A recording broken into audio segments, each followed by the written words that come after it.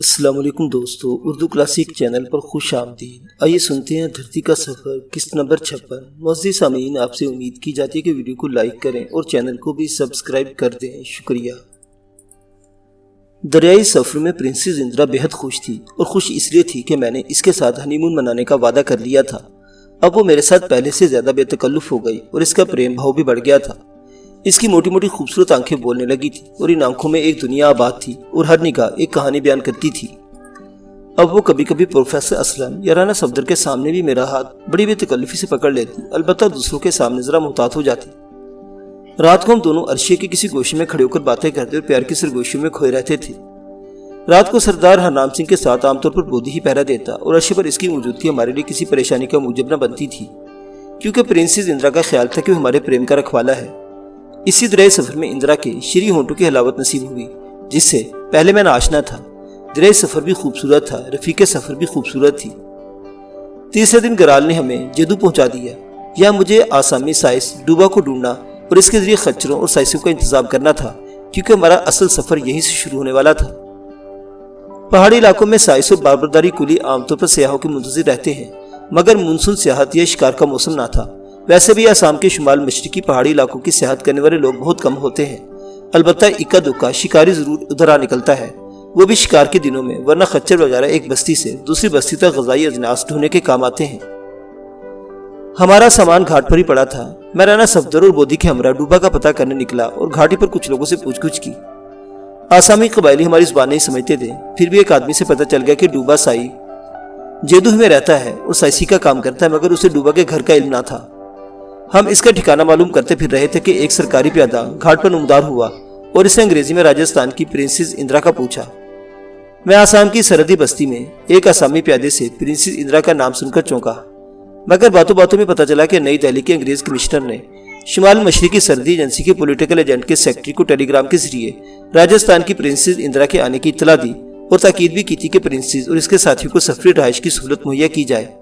ظاہرہ نئی دہلی کے کمشنر کی معرفت یہ انتظام شری مہاراج صاحب جی نے ہی کرایا تھا کہ پولیٹیکل ایجنٹ کے سیکرٹری نے جیدو میں ہماری آمد کی اطلاع بھی بھجوا دی تھی اور سرکاری پیادہ پرنسس اندرا کو ریسیو کرنے کے لیے گھاٹ پر پہنچ گیا تھا۔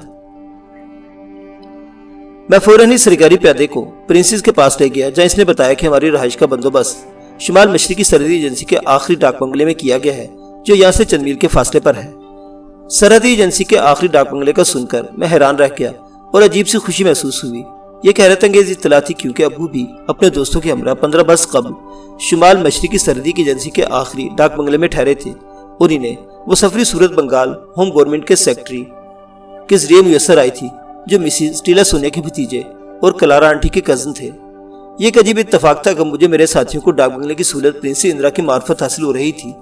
سامعین میری کیفیت کا خود اندازہ لگا سکتے ہیں، کیونکہ یہ میرے اور ابو یا پھر پرنسس اندرا اور کلارا آنٹی کے درمیان ایک اور مشابہت پیدا ہوئی تھی۔ نہ صرف میں نے بلکہ اندرا نے بھی اس اطلاع پر سنسنی سی محسوس کی۔ قدرت ہمیں انہی راستوں پر لے جا رہی تھی جن پر 15 برس پہلے ایک پارٹی گامزن ہوئی اور واپس نہ آ سکی تھی۔ سرکاری پیادے نے بتایا کہ تھوڑی دیر پہلے ہمارا سامان لے جانے والے خچر یہاں پہنچ جائیں گے، کیونکہ وہ اسٹیمر کی اچانک آمد کا سن کر گھاٹ کی طرف روانہ ہونے سے پہلے سائسوں کو گھاٹ پر پہنچنے کی تاکید کر آیا تھا۔ وہ سمجھ گیا تھا کہ اسٹیمر پر آنے والے مہمان وہی ہوں گے جن کا اسے انتظار تھا، مگر میں نے اسے اپنی مشکل سے آگاہ کرنا ضروری سمجھا اور بتایا کہ ڈاک بنگلے کی طرف سفر کرنے سے پہلے میں ڈوبا سائی سے ملنا چاہتا ہوں، مجھے اس کے گھر لے چلو یا ٹھکانہ بتاؤ۔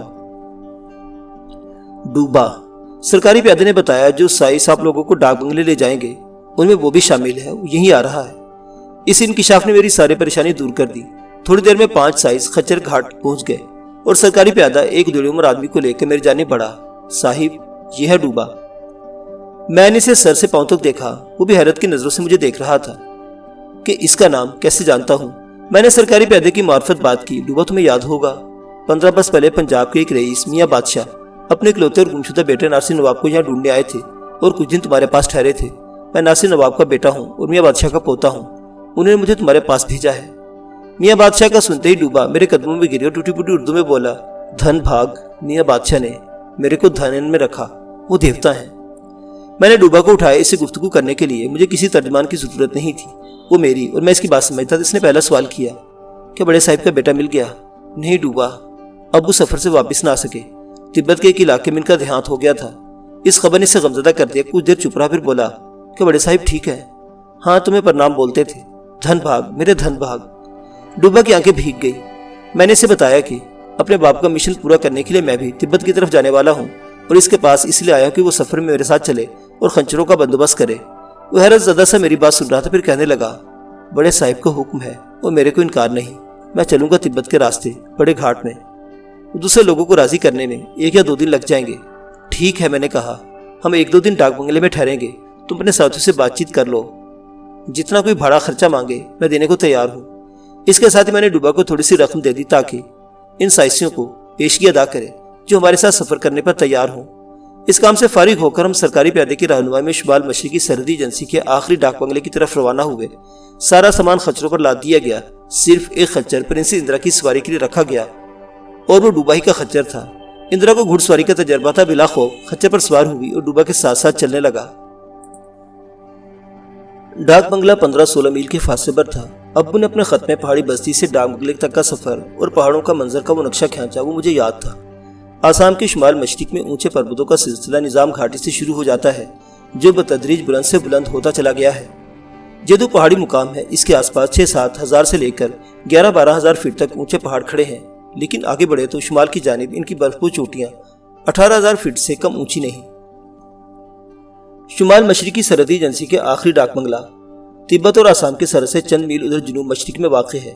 ہمیں 15-16 میل کا پہاڑی سفر پاپیادہ کرنا تھا، مگر پہاڑوں کی ڈھلانوں پر پھیلے جنگلوں اور بہتے چشموں کا منظر اس قدر دل آویز تھا کہ سفر کا احساس نہ ہوا۔ ان پربتوں کے درمیان ایچ پیچ کھاتا راستہ بھی انہی مناظر کی دلچسپی میں کٹ گیا اور ہم بادلوں کی چھاؤں میں چلتے سہ پیر کو سرسبز پہاڑ سے گھری ہوئی اس وادی پربہار میں پہنچ گئے جہاں ڈاک بنگلے کی سنگو چوک سے تعمیر کی گئی عمارت واقعی کسی جادو محل کا نقشہ پیش کر رہی تھی۔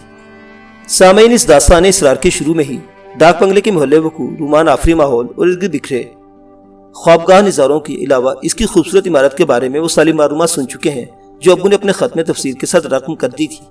انہیں سوادیے طلسم و حسن کی جو دلکش تصویر الفاظ میں کھینچ دی تھی، اس میں کوئی اضافہ نہیں کر سکتا تھا۔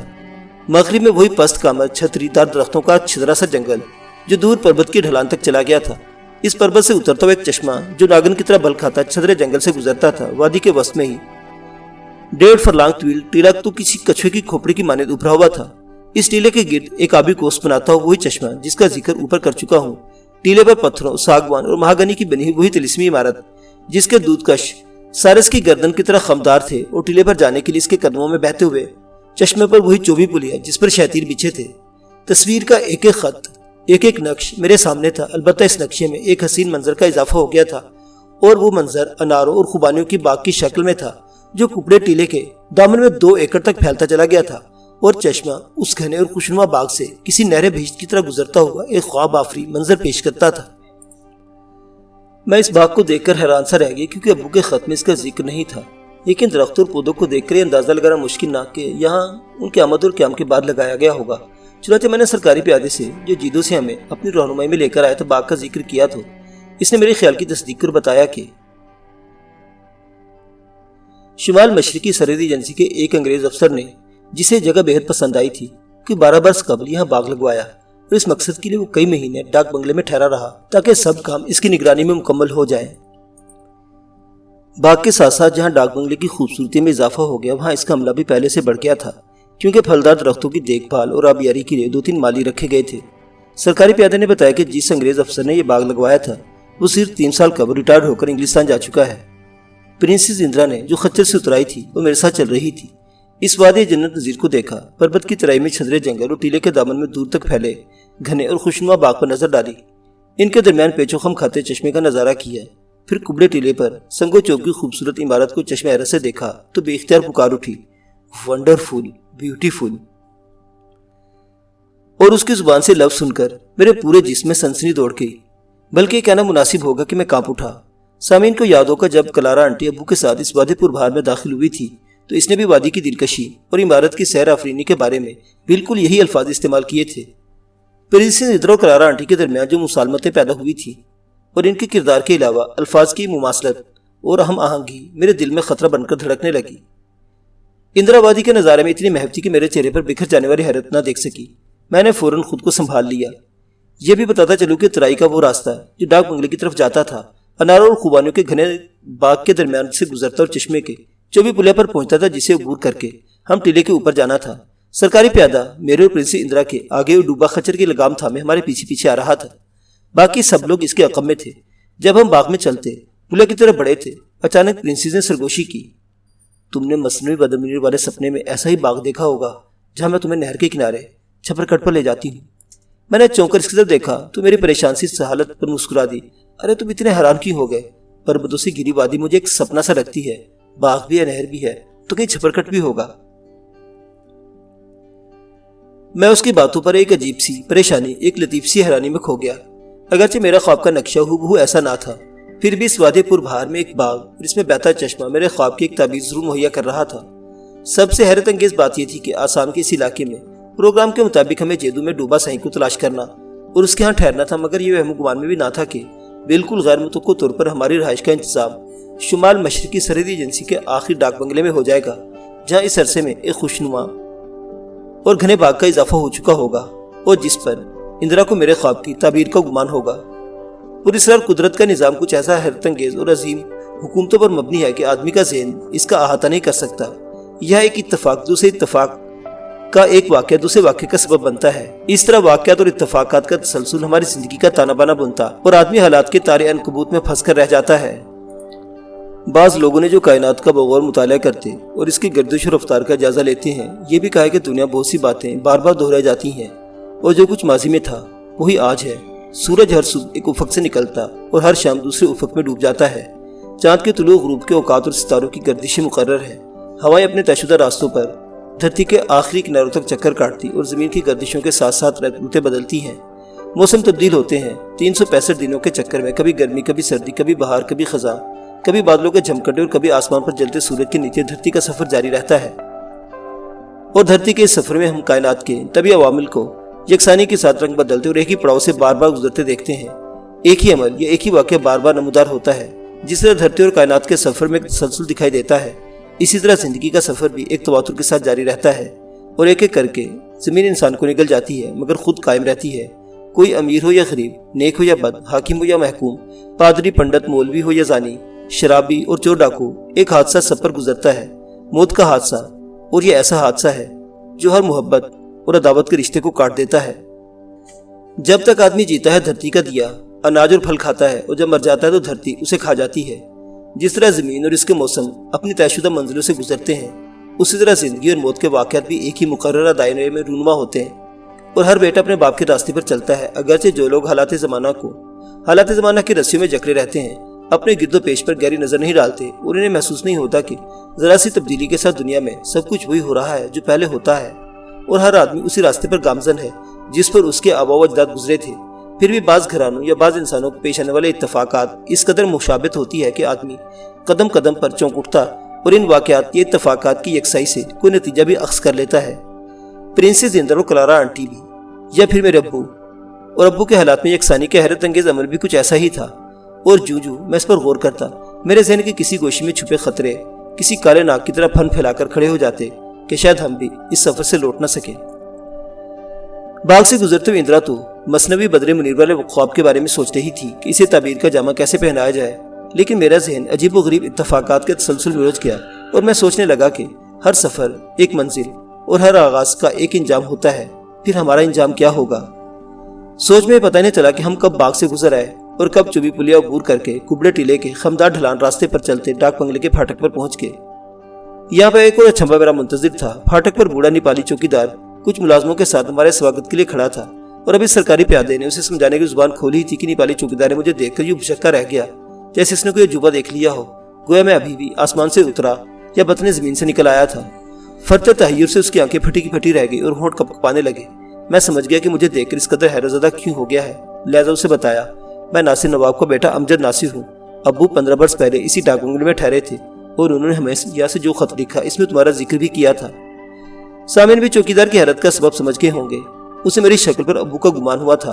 अब उसकी हैरान सी नजरें एक और सवाल में था। वो पूछा सवाल भी पूछ लिया और जवाब दिया। अब्बू तिब्बत के सफर से वापस नहीं आ सके थे। वो बोधी की हालत देखकर भी परेशान हो गया, जो अपनी कुव्वते गोयाई खो बैठा और मेरे पीछे आकर खड़ा हो गया था। एक दो पल गमगीन और अफसुर्दा सा मुझे देखता रहा, फिर आगे बढ़कर मेरे पाँव छूने लगा और बोला, मैं आपका स्वागत करता हूँ। फिर हमें अपने साथ लेकर डाक बंगले में दाखिल हुआ। پرانے ملازموں میں وہی ایک باقی رہ گیا تھا۔ اسے معلوم تھا کہ راجپوتانے کی کوئی راجکماری یہاں قیام کرے گی، جس کے لیے نئی دہلی سے ہدایت آئی تھی، مگر یہ بات اسے معلوم نہ کہ راجکماری کے ہمراہ پنجاب کے کچھ لوگ ہو گئے اور ان میں ناصر نواب کا ہم شکل بیٹا بھی ڈاک بنگلے کا مہمان ہوگا۔ نیپالی چوکیدار تو ابو کو حادثے پر بڑا اداس ہو گیا اور مجھے بتانے لگا، جب بڑے صاحب میاں بادشاہ اپنے بیٹے کی تلاش میں یہاں آئے تو ان کی حالت مجھ سے دیکھی نہ گئی۔ ان کے جانے کے بعد میں کئی دن پریشان رہا، مگر اس نے یہ نہیں پوچھا کہ 15 برس کے بعد میں اپنی پارٹی کے ساتھ، جس میں راجپوتانے کی ایک راجکماری بھی شامل ہے، یہاں کیا لینے آیا ہوں۔ پرنسز اندرا کے لیے ڈاک بنگلے میں ایک خاص کمرہ آراستہ کر دیا گیا تھا، اور یہ جان کر حیرت ہوئی کہ وہ خاص کمرہ جو اس عمارت کی شمال مشرقی گوشی میں واقع اور محرابی دروازوں اور کھڑکیوں سے الف لیلوی سا منظر پیش کرتا تھا، 12 برس قبل اسی انگریز افسر نے تعمیر کرایا تھا، جس نے یہاں ایک خوبصورت باغ کا اضافہ بھی کیا تھا۔ پرنسز اس کمرے کو دیکھ کر بڑی خوش ہوئی۔ میرے اور پروفیسر اسلم کے حصے میں وہی کمرہ آیا جہاں ابو نے قیام کیا تھا۔ یہ بات مجھے چوکیداری نے بتائی۔ سب لوگ تھکے ماندے تھے، مگر ڈاک بنگلے کی طلسمی عمارت اور ارد گرد کے سحر آفریں ماحول کو دیکھ کر تھکاوٹ کا احساس جاتا رہا۔ آسمان پر کبھی کبھی بادلوں کے ڈھول بج اٹھتے تھے۔ گھنے گھور بادلوں کے ساتھ رات کے اندھیرے نے بھی اس وادی حسین کو کالی چادر میں لپیٹ لیا۔ ڈاک بنگلے کا نیا باورچی ایک بنگالی تھا، جس نے بڑا لذیذ کھانا تیار کیا۔ ہم لوگ اپنے اپنے کمرے میں رات کا کھانا کھا رہے تھے کہ اچانک بجلی کا کڑاکا ہوا اور پربتوں میں گھرے ہوئے سیاہ بادل برس پڑے۔ مونسون کی وہ برستی بھیگتی رات اسرار میں لپٹی ہوئی تھی۔ کھانے سے فارغ ہونے اور قہوہ پینے کے بعد سب لوگ اپنے اپنے بستروں میں دبک گئے تھے۔ میرے مہربان اور شفیق استاد پروفیسر اسلم ویسے ہی رات کو جلد سو جانے کے عادی تھے۔ اس رات بھی وہ ایک انگریزی میگزین پڑھتے پڑھتے سو گئے، مگر مجھے نیند نہیں آ رہی تھی۔ باہر چھمچم پانی برس رہا تھا، بادل گرج رہے تھے، کوندے لپک رہے تھے۔ ادھر میرے اندر کا ایک اور ہی کشمکش جاری تھی۔ پریشان خیالات طوفانی ہوا کی طرح ذہن کے دریچے کھٹکھٹا رہے تھے اور کوئی پوچھ رہا تھا، کیا پرنسز اندرا اور کلارا آنٹی کے مزاج اور حالات میں حیرت انگیز مشابہت محض اتفاقیہ ہے، یا پھر تقدیر ہمیں بھی وادی اجل کی طرف ہانک کر لے جا رہی ہے؟ اس سوال کا جواب یہ تھا کہ اتفاقیہ یا مماثلت ایک بار ہوتی ہے، دوبارہ ہوتی ہے، بار بار نہیں ہوتی، مگر یا تو اتفاقات کا ایک عجیب و غریب تسلسل قائم ہے۔ ہم انہی راستوں پر سفر کر رہے ہیں جن سے وہ گزرے تھے، محبت کی اسی رسی میں اسیر ہیں جس میں وہ دونوں بندھے ہوتے تھے، اور جبکہ سفر وہی ہے، راستے وہی ہیں، منزل وہی ہے، تو انجام مختلف کیسے ہوگا؟ اس خیال کے ساتھ ہی جس میں ایک ٹھنڈی سی لہر سرسرا جاتی۔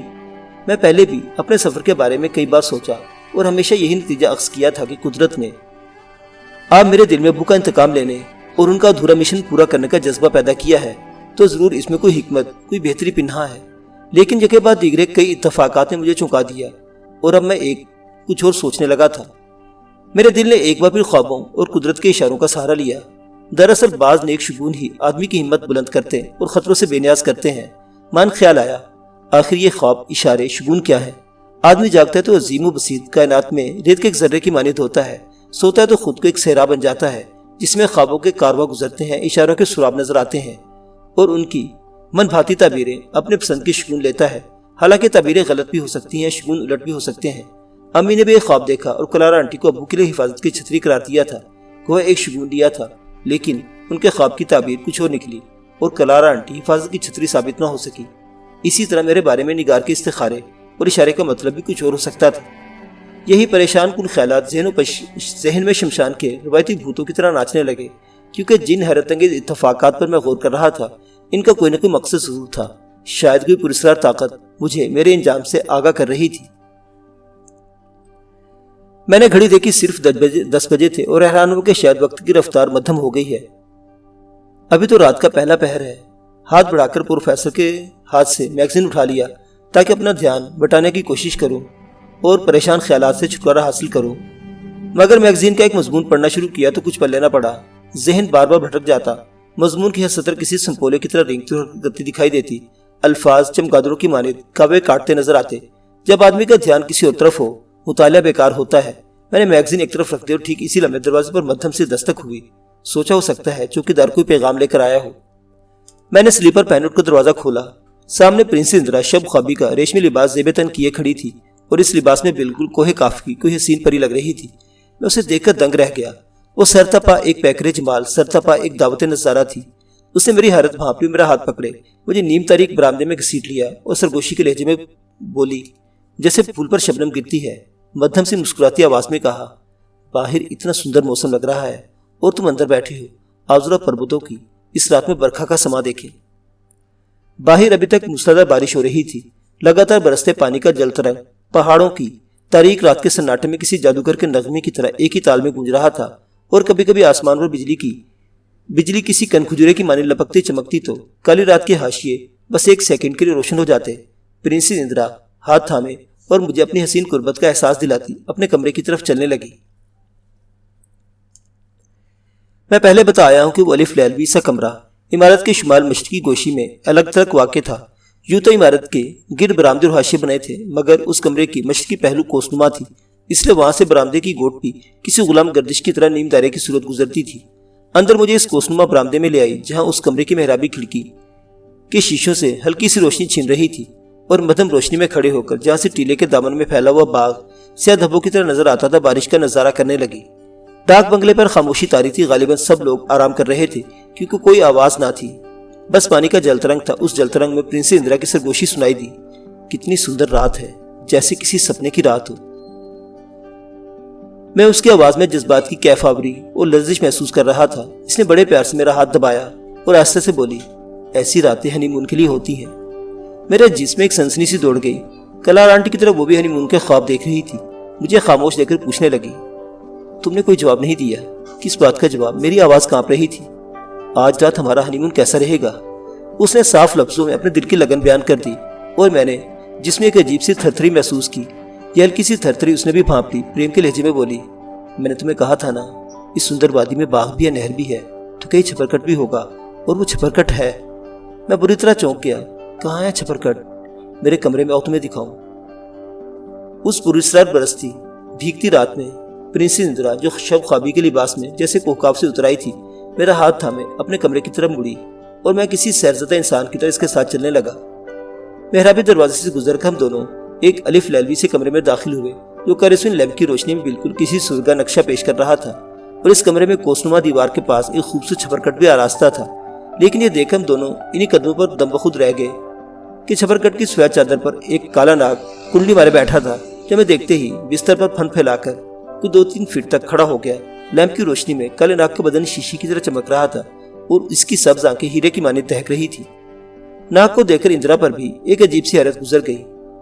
وہ 1-2 ساتھ اسی حالت میں کھڑی رہی، پھر میرا ہاتھ چھوڑ کر یکلخت آگے بڑھی، اور چھپرکٹ کے قریب پہنچ کر اس نے ناگ کی آنکھوں میں آنکھیں ڈال دی۔ بعض لوگ کہتے ہیں سانپ کو چارپائی پر چڑھنے کا حکم نہیں، مگر کالا ناگ چھپرکٹ کی سفید چادر پر کنڈلی مارے بیٹھا، اور ہمیں دیکھتے ہی پھن پھیلا کر وہ 2-3 فٹ اونچا ہو گیا تھا۔